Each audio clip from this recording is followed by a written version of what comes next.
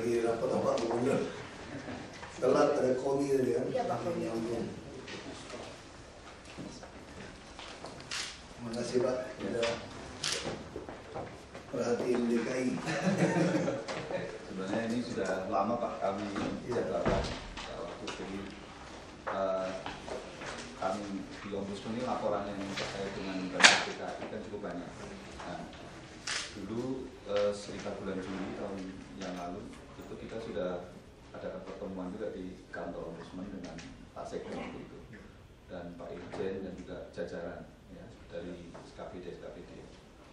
Nah sebenarnya konteks kedatangan kami ke Bapak pada pagi hari ini sebenarnya untuk menindaklanjuti pertemuan itu karena pada waktu itu Pak Sekda dan jajaran sudah mengidentifikasi setelah kita presentasikan apa saja model-model laporan yang diadukan ke Ombudsman, kemudian tindak lanjutnya sejauh ini apa, kemudian kenapa ini nggak bisa diselesaikan dan seterusnya itu. Waktu itu sudah ada ya semacam instruksi dari Pak Sekda untuk menyelesaikan yang ini seperti ini, yang itu seperti itu dan seterusnya. Tapi di lapangan tuh sampai sekarang ini masih stuck, jadi belum ada progres yang seperti disepakati pada pertemuan di kantor Ombudsman pada waktu itu. Nah, tapi ini sebelumnya sudah masuk Pak. Dan ini kami juga menyerahkan lagi Pak. Ini sudah kami matrikskan supaya lebih mudah untuk ditelaah mengenai pelapornya siapa, pelapornya, kemudian tindak lanjutnya, terus keterangannya apa dan seterusnya. Jadi itu yang pertama Pak. Yang kedua mungkin kalau boleh saya sampaikan juga di pertemuan yang baik ini terkait dengan kalau kita rekap ya laporan-laporan itu memang agak banyak atau yang agak dominan itu P2P. Nah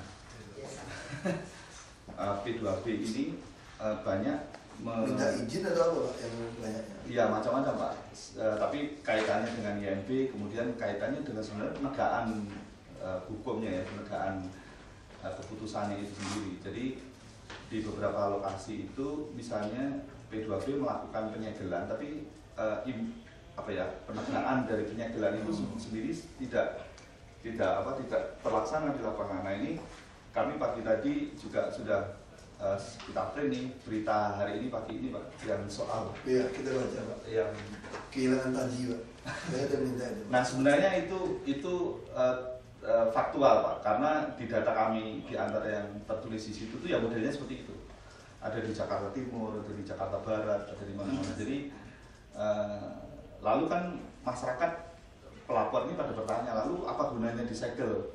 Karena sudah terpampang penyegelan tapi bisnis as usual gitu, jadi nggak ada implikasinya sama sekali pemasangan penyegelan itu di lapangan dan ya kesannya jadi nggak ada penegakan. Maka kalau di detik ditulis tidak bertaji itu ya kurang lebih mencerminkan fakta di lapangan. Kemudian yang ketiga Pak Wagub, saya kira salah satu yang kami tuliskan di situ tuh juga soal MRT. Karena warga yang khususnya di Jalan Fatmawati ya itu kan menanyakan terus progres itu. Nah kemarin itu udah kita temuin mereka, ya. Mereka itu sudah mereka bisa terima. Kenapa? Justru yang protes kemarin itu adalah orang yang melanggar GSB Pak. Iya. Dia waktu dulu karena tidak mati masalah. Iya. Mereka protes kebisingan terlalu dekat. Betul, 7 meter dekatnya. Kita kaget. Itu 7 meter. Begitu kita cek lagi Pak, yang 7 meter dekat itu adalah yang pelanggar GSP Pak. Kita bangunan asli itu bisa 10-20 meter Pak. Iya tapi begini Pak, saya sudah juga lihat ya model yang mereka tabrak ini. Tapi mereka kemarin juga mengatakan begini Pak, ini kan peraturan ini kan terbitnya belakangan. Memang kalau kita menggunakan aturan yang kita ada Pak itu jadwalnya. Jadi saya bukan soal terbit belakangan Pak. Mereka tuh nggak punya IMB Pak. Bukan, mereka ini kan membangun sudah sejak 70-an. Ya, tapi dia nggak, mereka belum terkena itu aturan itu. Oh enggak, bukan terkena aturan itu. IMB-nya dia ajukan Pak. Jadi kalau Bapak bangun rumah, Bapak tidak boleh lakukan tambahan. Iya, iya.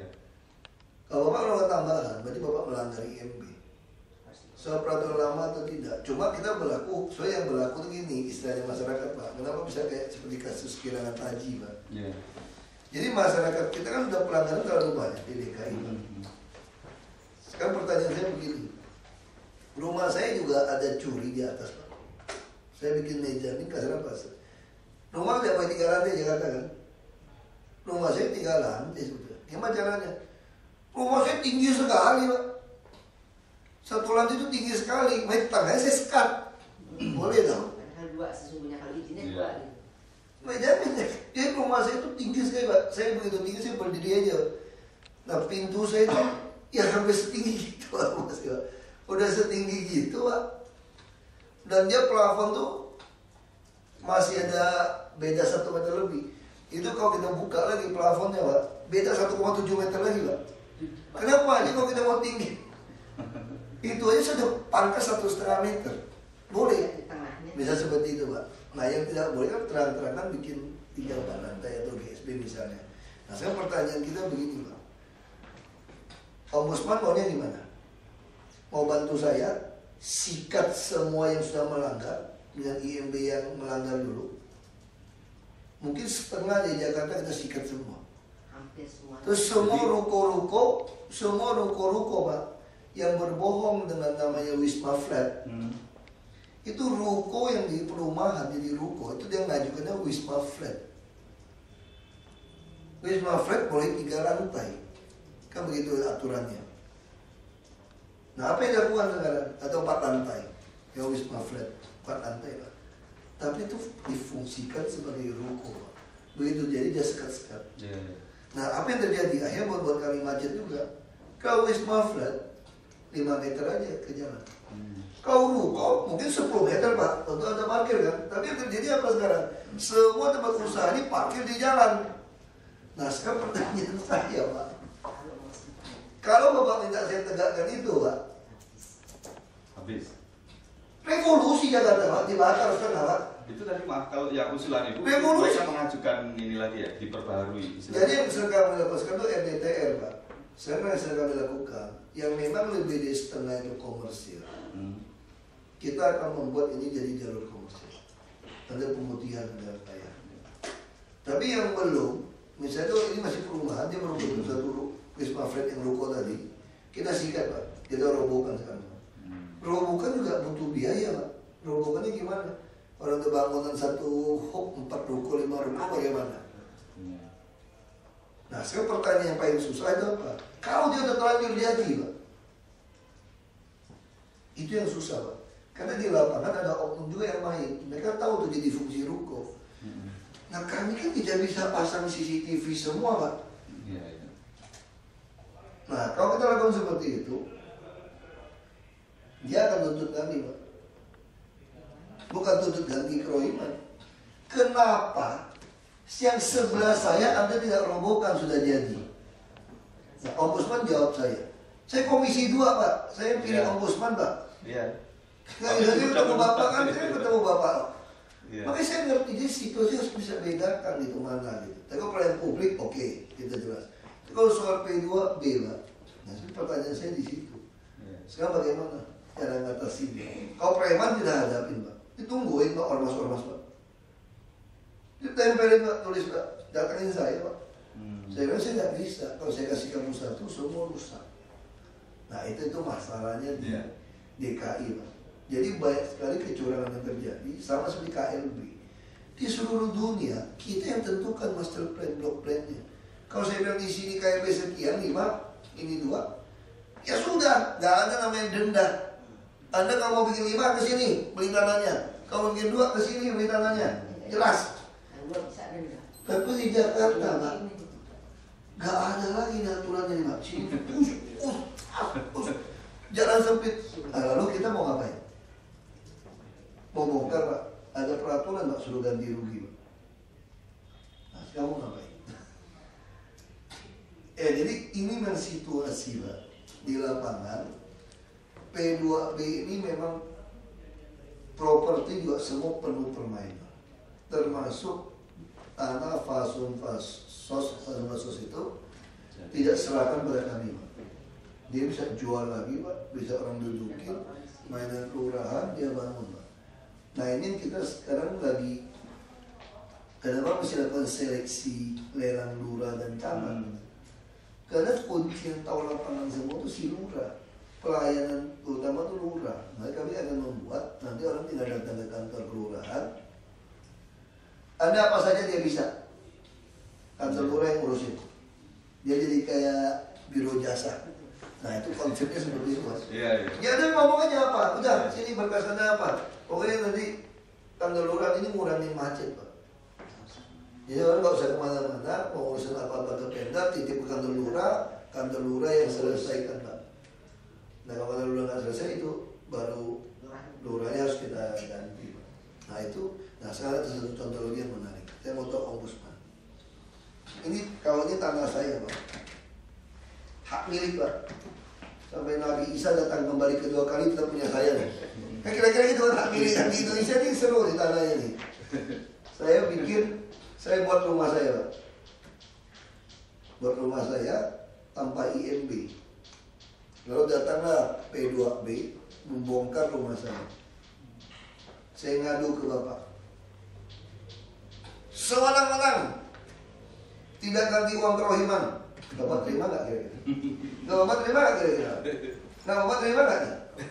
Ke Komnas HAM. Ini menerangkan HAM. Karena ini uang saya, tanah saya, cuma gara-gara nggak ada izin kan bisa saya tunggu perbaiki izin. Kenapa nggak bongkar? Melanggar HAM nggak? Maksud saya jas dulu nih. Kita ngomong Ombudsman nih, jas dulu. Melanggar nggak nih pelayanan masyarakat ini? Tidak kan? Saya yang langgar kan? Kalau saat itu ditanyakan kepada saya, sekarang solusinya aja jangan. Enggak, saya mau tanya, Pak. Sekarang harus dibongkar. Karena Ombudsman itu tugasnya menurut undang-undang itu menindaklanjuti dan menyelesaikan laporan. Bukan sebelum solusi. Apa solusi dari kondisi? Kadang-kadang saya ada dua kasus. Makanya saya mau kasih Bapak jas ada dua kasus maksud saya, Pak. Ini kasus pertama, ini saya bangun rumah di atas tanah saya. Tidak ada izin, lalu dibongkar. Kalau saya ngadu ke Ombudsman. Nah, Ombudsman saran solusinya apa? Kalau solusi DPM Prof, saya balik sebagai wakil gubernur nih. Tidak ada solusi, bongkar. Karena Anda melanggar. Komnas HAM datang sama saya, tidak ada ganti rugi. Kerohiman tidak ada. Anda langgar. Semua terima tuh. Peraturannya begitu, Pak. Nah, sekarang saya balik. Ini tanah Bapak nih, Pak. Ini tanah Bapak. Saya bikin rumah di tanah Bapak. Saya bikin tanah Bapak nih. Saya datang puluhan orang beranak pinak di sini. Nggak ada IMB, saya bikin nih. Sampai sekian ratus nih. Bapak mau pakai lahan Bapak. Apalagi zaman Gus Dur kan Bapak ada bikin surat kan. Lahan tidur boleh saya manfaatkan untuk bercocok tanam. Kalau kapan Bapak butuh, saya akan kembalikan. Nah, lalu saya sekarang udah bikin rumah. Saya udah jual beli bikin rumah. Waktu Bapak mau ambil, saya mau kasih. Kalau bongkar HAM.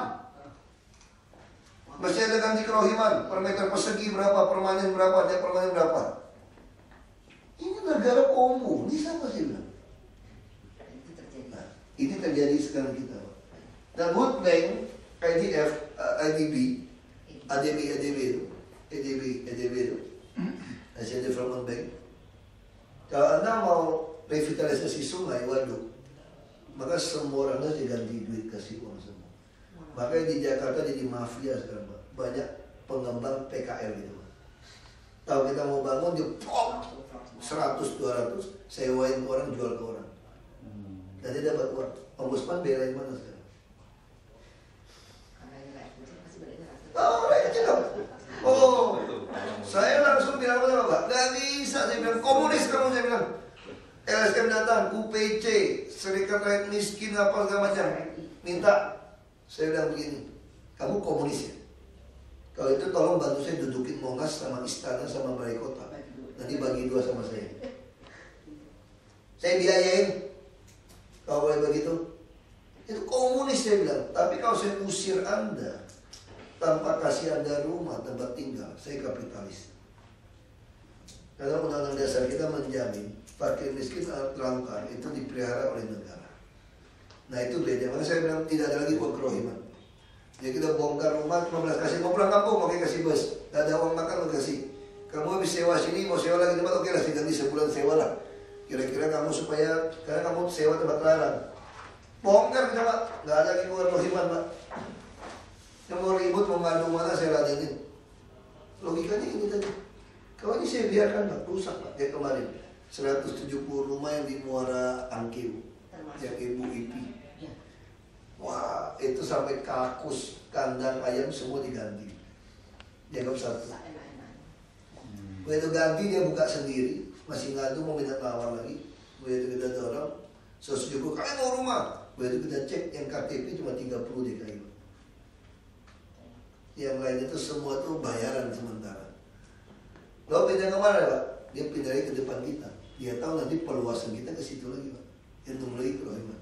Dan 30 lebih kita bawa ke rumah susun, kita cek 22 sudah pernah dapat rumah susun. Dia jual, sewa. Lalu satu punya 3 rumah kontrakan yang nangis-nangis, 25 juta 1 tahun kontrakan rumahnya. Dia punya kontrakan. Jadi dia selalu dapat dudukin.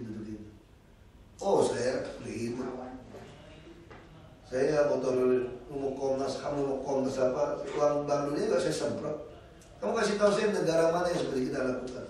Kasih Anda rumah susun, diisi perabotan senilai 6 juta sampai piring semua kita lakukan. Anda ajarin saya pulang kampung mau sana Bank Dunia, pulang kampung mau usah ngajarin saya. Mau beresin jembatan sungai kayak gitu. Saya suruh pulang kampung Pak. Padahal itu programnya itu untuk membantu Pemprov ya. Apa 5 tahun itu bantu nggak ikhlasnya dihitung bunga Pak. Kayak grand negara sahabat juga bohong Pak. Orang pasar pompa 4 bulan selesai dia 4 tahun Pak. Dia sampai nunggu pompa datang lagi ngomongin yang lain. Datang lagi ngomong yang lain lagi. Datang lagi ngomong yang lain lagi. Jadi itu dipakai buat dagang, kasih kita permen. Lalu ketemu ngajukan lagi yang lain. Saya nggak ada lagi. Kalau kayak gitu pulang aja. Saya pakai duit saya. Ya pakai negara miskin ya. Keterlaluan gitu loh. Pinjam 1,2 triliun kayak begitu. Kalau mau pinjam saya 100 triliun oke lah, kita agak ngalah-ngalah dikit miskin gitu. 1,2 triliun 5 tahun. Pulang kampung aja lu bilang 1,2 triliun. Saya sempat gitu Pak. Ribut nih. Tapi untuk orang Bappenas juga kemarin juga oke. Bukan jangan terlalu, bukan saya terlalu. Saya bilang mereka yang keterlaluan. Anggap kita bangsa apa.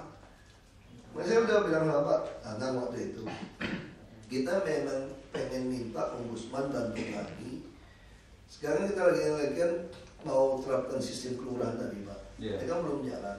Kelurahan kami itu 11-12 orang masih tidak cukup. Karena kelakuannya bukan pelayan. Yang merokok-merokok, yang kerja setengah mati. Nah padahal kalau bank kecil 5 orang satpam pun bisa ngambil tiket Pak. Nah kita mau lakukan bank kecil itu Pak. Nah kalau itu bisa jalan, kita mungkin Juni baru mulai terapkan di Jakarta Timur yang mungkin bisa jalan full pelayanan online. Jadi kita tidak perlu banyak taruh orang lagi. Kita mau coba di Jakarta Timur.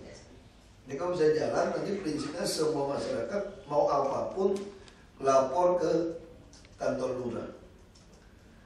Nanti orang kantor lurah yang urusin orang, dia seperti kantor cabang pembantu bank gitu Pak. Nah dia urusin. Nah itu kita harapkan ombudsman seperti yang dulu kan kita tahu. Ya Bapak kirim orang lah, belanda orang yang pengen. Kita ada Pak itu. Kan seperti itu kan dulu. Kita nyebutnya itu SORT ya, Special Ombudsman Response Team. Iya, kita kan tahu itu Pak. Ya, komisi kayak saya tahu. sidak tapi kita nggak memberitahu. Jadi bukan sidak, ya Bapak seolah-olah orang yang mau minta pelayanan. Iya, Nah, surveillance segala macam.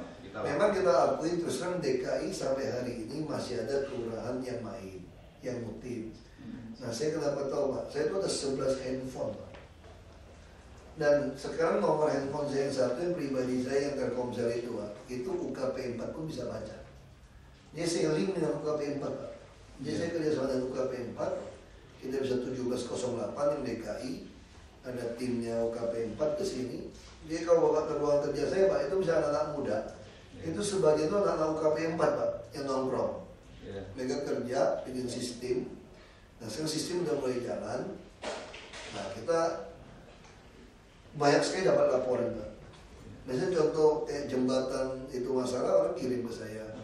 Jadi saya itu ada tim, ada beberapa mahasiswa, mereka bisa datang. Biasa tiap hari ada, tapi rutin pasti seminggu 2-3 kali. Yang mereka datang, mereka analisa saya punya masukan masyarakat, langsung satu ruangan sama saya, mereka sambil kerja. Jadi kita dapatnya apa? Jadi kita cepat. Di samping dari Pak Yanta juga kita taruh orang di lantai 3 dari Kominfo itu sudah. Nanti yang KB 4 jam 1 juga mau datang ke Ombudsman. Mungkin nggak secara langsung soal ini, tapi lebih ke soal kementerian, karena kan tugas utamanya kan memberi Bapak rapor. tanya tuh Pak, dia ada langsung DKI itu Pak. Nanti jam 1 siang nanti langsung dicocokkan laporan ini seperti ini semua Pak ya. Kita udah dapat masuk banyak nih Pak. Makanya kita udah putuskan kunci itu di lurah sama camat. Yang tahu yang panel PKL bertumbuh segala macam.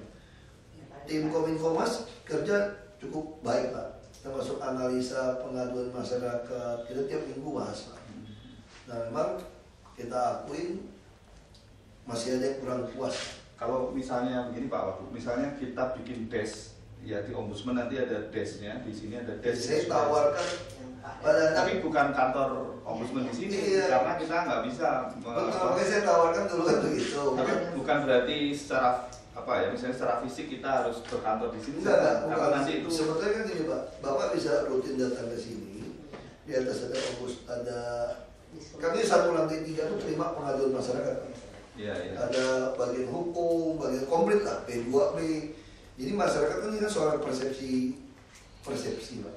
Masyarakat kadang-kadang merasa kalau kirim sesuatu apa ditanggapi atau tidak. Mereka tidak tahu Pak Gianta punya tim ini kerja dengan baik. Ya mereka datang langsung. Setelah saya datang langsung di ladenin, lama-lama kan mulai berkurang. Tapi kalau kita balas kan, misalnya masyarakat ngadukan jalan jelek, kita langsung minta PU, langsung kerjakan. Jadi cepat ya Pak. Misalnya jembatan di Cikini rusak, kita kejar mana? Menpora waktu 2 minggu, kita balas 2 minggu. Jadi model-model ini yang lampu mati kalau dia lapor kita jamin tidak lebih dari 24 jam Pak. Kita langsung kerjakan pelayanan masyarakat lampu-lampu mati. Jadi model-model ini lama-lama akan tumbuh. Nah sekarang kalau Ombudsman mau, Bapak tentukan saja ya, mau sebulan sekali bisa. atau mau 2 bulan, Bapak atur saja. Dan mungkin yang penting itu SDM-nya Pak, supaya nanti di antara desk yang kami. Oh kami punya Pak. Iya maksudnya. Bapak langsung emailnya UKP 4 Pak. Iya supaya nanti Panggil si Mike itu. nggak terlalu. Kan kita kalau bisa langsung di atas apa? Ada yang UKP 4. Jadi yang link UKP 4 dia kerja dengan UKP 4. kami sudah ada desk dengan pertanahan dengan BPN. Nah itu lumayan bisa mudah komunikasi kan. Yang penting ini bagaimana ini bisa dikomunikasikan secara cepat gitu. Kita cepat kok Pak. Soalnya UKP 4 pasti mau panggil ada yang incas Mungkin nggak usah banyak-banyak, 2-3 orang, di kami 2-3 orang yang tapi langsung setiap dapat orang Gianta bisa kok. Dengan itu juga bisa. nanti tolong di kalau udah jelas orangnya kita koneksi. Iya. Mungkin Bapak bisa ke atas kami nanti Pak untuk kita lihat. Iya. Lihat langsung kita cara nerima laporannya seperti apa, tindakan seperti apa. Maaf Pak, sedikit lagi soal yang MRT tadi. Kalau yang tim yang dibentuk, kalau yang tim yang saya butuh 10 menit untuk RCTI sebentar. kalau 10 menit bisa ya. maaf, kalau yang soal tim yang dibentuk di balai kota waktu itu sejauh ini progresnya gimana? Tim yang soal MRT kan dulu kesepakatannya waktu di balai kota terakhir kan dibentuk tim untuk mengkaji bla bla bla. Kita ganti direktur semua. Sudah ya. Kita mau ganti komisaris. Nanti komisaris utama kita tuh Pak Eri Riana Pamungkas malah. Oh. Dengan auditor kan. Lama di Timah. Namanya PT Timah ke Asam. Tapi tim itu Kita langsung serahkan kepada direksi yang baru. sama komisaris. Yang baru. Ya kalau fatwa timnya itu kita tidak ada alasan Pak. Kalau pembangunan jalan layang semua itu cuma dia khawatir jadi kubu. Iya. Ya kalau itu ya sama aja. Saya juga khawatir Jokowi dan Ahok ini nggak becus. Makanya saya nggak mau pilih dia. Ya ada berhak khawatir gitu. Ada berhak khawatir ada jangan pilih gitu. Tetapi selama kami tidak melanggar hak Anda, di mana suara ini kalau suara.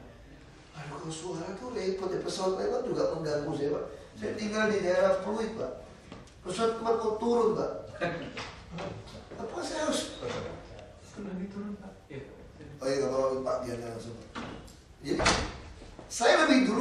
tinggal di daerah Pluit daripada pesawat di bandara di Cengkareng. Bisa protes itu sih ya. Saya lebih duluan tinggal situ daripada PRTU. PRTU kalau dibuang-buang itu, wah ada kayak Pluit, bisa gitu loh. Atau dia pembakarannya orang baik kan kita duluan. Jadi kan kalau yang soal pedagang-pedagangnya sudah ya Pak, yang pedagang itu hanya beberapa gelintir orang yang ribut Pak. Dia takut kumuh. Saya bilang itu kan mudah. bukan penghuni tapi pedagang. Iya kan mudah, dia mau jadi sepi. Namanya pembangunan. Saya punya rumah kalau perbaikan saja jadi tidak nyaman Pak. Tapi setelah perbaikan jadi nyaman. Perempuan melahirkan, ini bukan lahir sesar ya, maksudnya lahir normal Pak. Itu pun sakit setengah mati, tapi begitu anaknya keluar, langsung senangnya. Nah, selesai Bang. Kalau tidak seperti itu nggak mau hamil lagi Pak. Kira-kira kan gitu loh Ibu ya. Selesai hamil lagi. Sakit tapi senang ya. Sakit tapi jadi kalau mereka mengatakan itu, justru saya bilang itu akan jadi mahal nanti Pak tempat itu Pak. Karena dilewati oleh di seluruh dunia yang namanya Transit Oriented Development TOD dekat-dekat stasiun itu jadi mahal. Kompensasi kita apa kasih pada mereka? KLB Pak lebih tinggi Pak.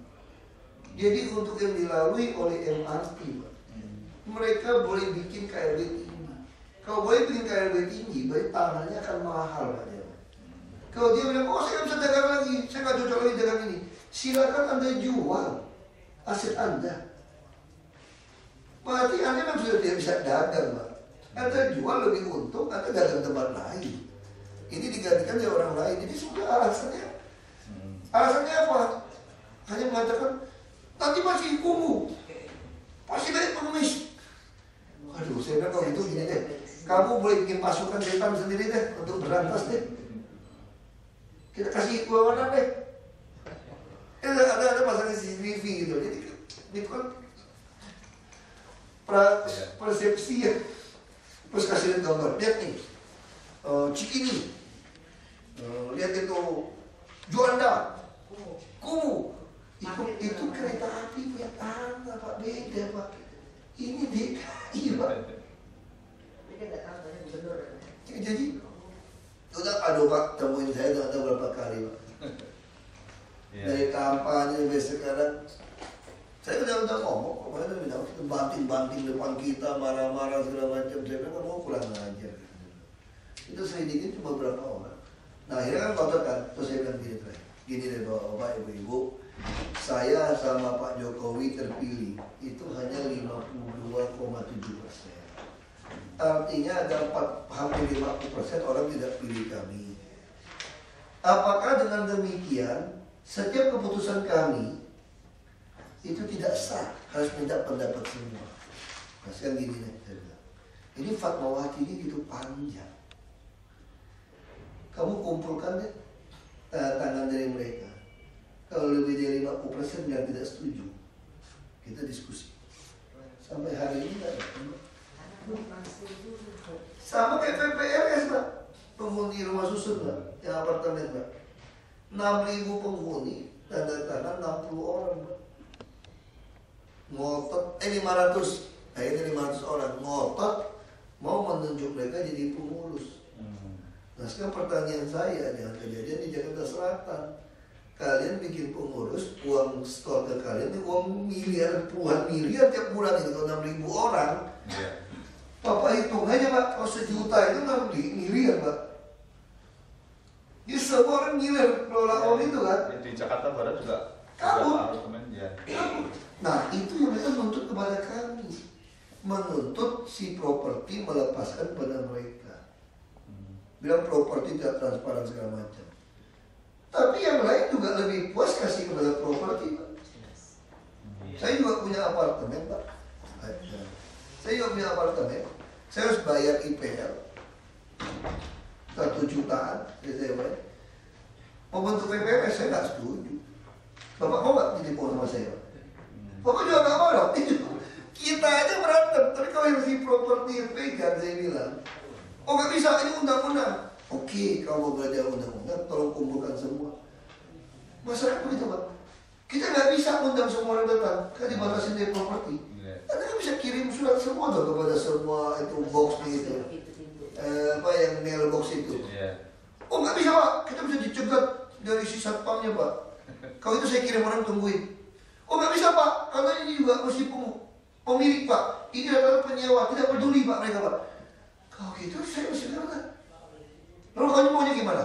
Oh kalau itu pagi-pagi tungguin mereka pulang. Saya bilang, mereka pulang kamu kasih sesuatu. Kalau saya bilang bukan ada kunci rahasia, ya? diambil, dia review. Oh nggak bisa Pak, kata tidurnya nggak keluar dari rumah Pak. Udahlah, saya bilang Pak, kalau masalah kayak gitu saya udah nggak usah ngomong lah sama saya. Kayak gitu loh, alasannya itu. Saya pengalaman terus gitu. Tapi bagaimana saya semprotkan apa? Mau itu mau ketemu Pak Gubernur. Saya bilang, sorry saya nggak ada program saya terima. Mau cek KJP, KJS, macam-macam. Ujung-ujung apa? Di lapangan itu banyak ormas ini juga oknum-oknum ini jadi calo, broker orang. Biasanya kita tidak mau lagi. Kita bilang masyarakat semua orang bisa datang kepada kami. Sebetulnya itu termasuk transparansi itu ya, boleh dibubarkan. Sekarang sampai harga aqua pun Bapak bisa lihat di website Pak. Sampai satuan ketiga Pak. Sampai kertas 1 rim berapa kita buka. Jadi apa yang mau minta transparansi? Selama ini banyak oknum LSM cuma mau meras-meras aja Pak. Jadi protes, kayak mau bilang nih, ibu yang incas. Tapi ini soal des itu aja ya. ya, karena Jadi kalau ombudsman ada apa-apa bisa langsung. tapi nanti teknisnya mungkin kan begini, ombudsman ini kan nggak boleh selama ini bukan nggak boleh, tapi kita di pimpinan itu nggak mau menerima bantuan apapun dari Pemprov maupun Pemkab, termasuk misalnya fasilitas kantor dan sebagainya itu kita nggak terima, ataupun bantuan lain berupa PBD dan seterusnya. Jadi kita harus murni dari APBN. Nah oleh karena itu kalau nggak salah Kakak waktu itu kan sempat ditawarkan kantor di sini, nah itu yang kita makanya jangan kantor, mending des saja, itu cukup membantu. Kita sudah lakukan itu dengan pertanahan, dengan kepolisian, dengan lapas, itu cukup efektif. Jadi kita kayak punya waktu itu bukan kantor, saya minta sekretariat gitu. Parok 1 orang untuk ngawasin di lantai 3. Kan sekarang kan gini, sebenarnya itu yang salah paham. Bukan saya menawarkan kantor gitu. Ya pasti kantor duduk di kantor kita. Saya menawarkan orang ombudsman, Anda tongkrongnya 1 di lantai saya. Karena saat ini masyarakat banyak mengadukan kami ke kantor. Jadi bayangkan, jadi supaya ombudsman jangan merasa laporan masyarakat ditilep, saya diamkan. Sekarang orang ombudsman itu ngawasin. Ada sekian laporan masuk ke DKI kepada tim kami, ternyata tidak ditindaklanjut. Nah itu yang saya tawarkan. Jadi lebih jelas. Ombudsman ada taruh 1 orang deh. Kalau nggak percaya apa yang kami kerjakan itu. Supaya lebih realistis begini aja Pak Wagub. Jadi kami nanti ada tim mungkin 2-3 orang yang akan berkomunikasi terus. Komunikasi itu bisa lihat pun nanti bisa kesini. Tapi Alberto ya. Sudah pernah ketemu kita ya. Tapi konteksnya setiap ada laporan di ombudsman yang terkait dengan Pemprov, nah itu kita lewat tim atau desk ya nanti. Iya. Langsung kita kami bahkan sampai laporan kami Pak ya. Kalau Bapak mau nanti teleponnya masuk ke kami. Bapak bisa link. Bapak kalau nggak mau kami Pak, itu tinggal masuk website Pak. Jadi orang yang SMS ini handphone pribadi saya loh. Karena terlanjur orang suka SMS saya. Makanya saya ketawa sama orang-orang UKP 4. Mantan pacar saya SMS pun ketahuan saya. Jadi itu siapapun SMS. Mau teman lama semua pun karena handphone pribadi itu. Pertama kali punya. Ini kan yang ditawarkan KP 4 kan ya lapor ini kan.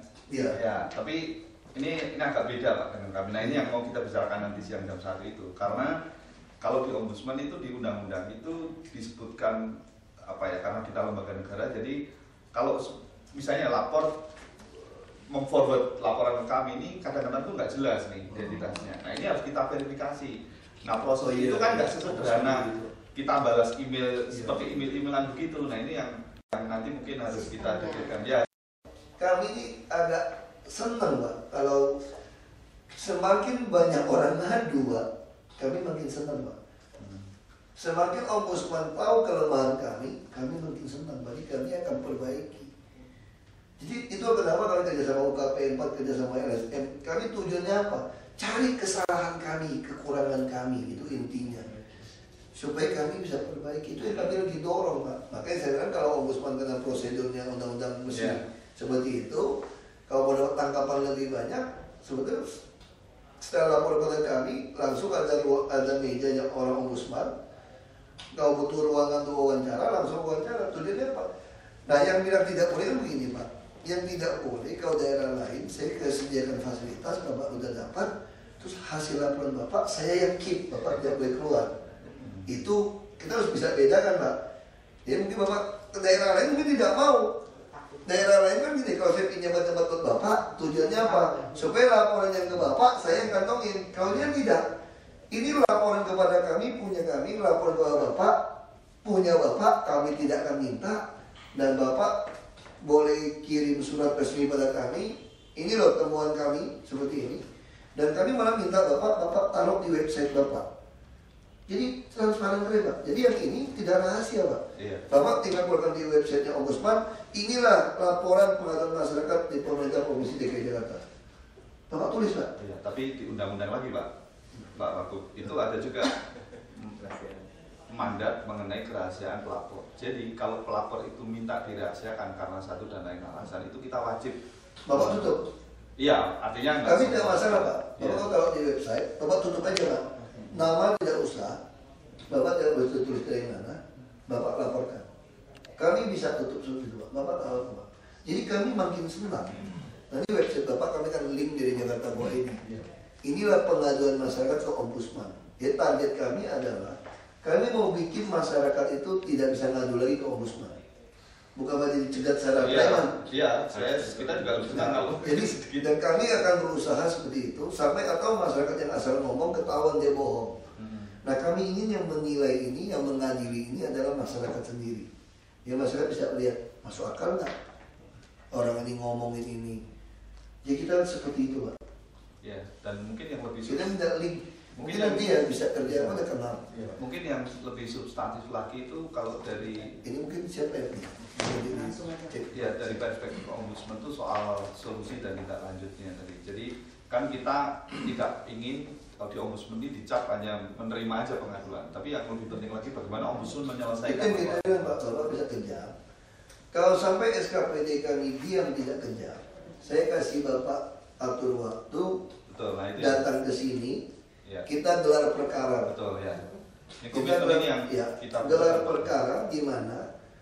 Jadi Bapak jangan panggil SKPD saya ke kantor Bapak apa mungkin nggak datang misalnya, atau apa belum perlu seperti itu. Jadi Bapak panggil kirim mereka, rapatnya di lantai saya, Pak. Itu solusinya, Pak.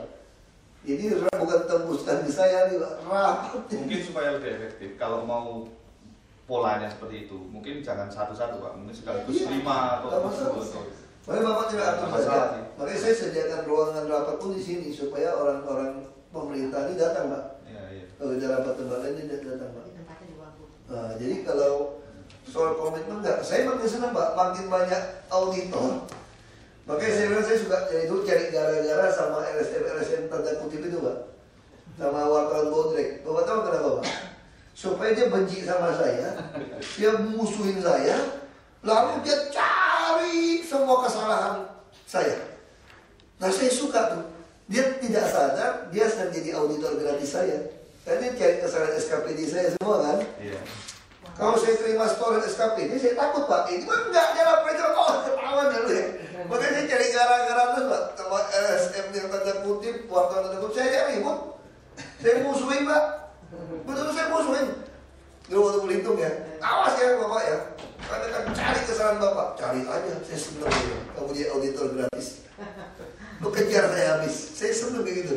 Jadi itu Pak. Pokoknya saya dari dulu pengen kerja sama Ombudsman karena itu Pak. Supaya Terakhir Pak Wagub, karena Pak Wagub harus Ya. dengan acara ini karena kebetulan maaf ya bidang saya ini penyelesaian laporan, saya berkepentingan soal tempat buat saya nggak masalah mau di ombudsman dengan kita mengundang atau kita di sini nggak masalah. Pak. Soalnya si Pulpus aja Pak, kenapa Pak Wagub tawarkan di sini? Artinya kalau undang investasi Ya. kalau tempat Wagub otomatis datang gitu. Iya, Jadi ya, itu lebih praktis ya. Ya saya kira DPR saya bisa ngomong nggak menyalahin negara kok, masa kasih teh kopi nggak akan nyogok Bapak. Jadi Bapak kalau disogok, kenapa tidak bisa? Saya kira kan tergantung kita ya sebetulnya ya. Kecuali misalnya habis rapati saya, Bapak Ibu tidak boleh bawa keluar notulennya. Itu tidak betul. Disiarkan langsung Pak. Ini aja kita YouTube Pak. Ya. Jadi kalau Bapak mau semua rapat kita upload Pak. Gak ada rahasia Pak tempat ini Pak. Benar-benar gak ada rahasia Pak. Ya. Rahasia saya cuma satu Pak. Waktu saya ke toilet aja Pak. Gak enak orang masuk Pak. Yang lain tuh pakai bersama Pak. Toilet tuh pakai bersama semua. Cuma waktu masuk toilet aja yang sendiri saya bilang. Selebihnya rame-rame semua.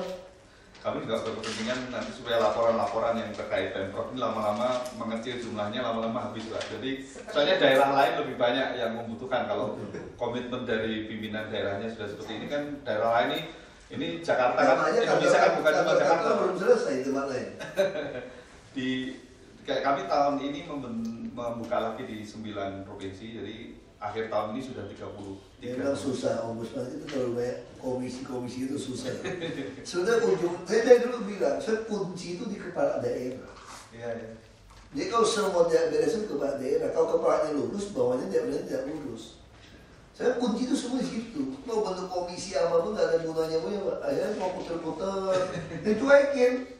Coba kasus Bupati Bogor dulu, cuekin. Itu sampai Bantanas itu malah. Dicuekin. Ngomong lain biarin aja, ngomong apa biarin aja. Dicuekin. Itu yang susah. Baik, Pak Wakil, kayaknya sudah. Pak, ini Pak. Ya. Ini dulu. Ada kalian dulu. Pak, terima kasih. Salam buat pimpinan-pimpinan yang lain.